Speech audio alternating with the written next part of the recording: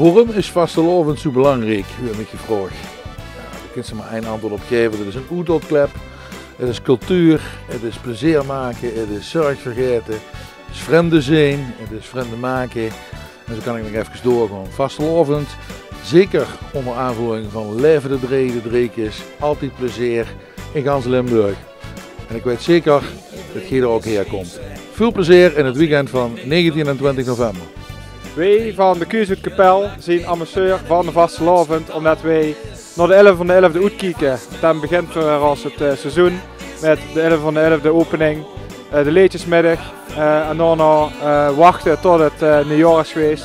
Dan komt de nieuwe prins uit, gaan we alle recepties af en natuurlijk ook onze eigen activiteiten zoals de zittingen. Het zijn altijd geweldige avonden en een hele mooie opmars naar de vastelovend. Natuurlijk de 3 dolle dagen.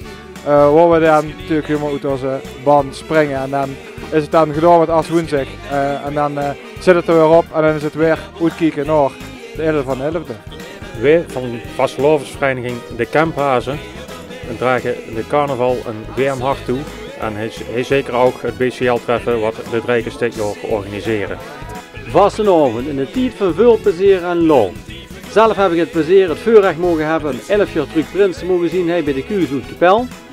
20 november, daar kijk ik naar uit. Wederom het BCL treffen. In een schone avond, veel plezier, leuke liedjes, veel bekenden tegenkomen. Daar gaan we voor. Dat is vastelovend. Plezier maken met mij.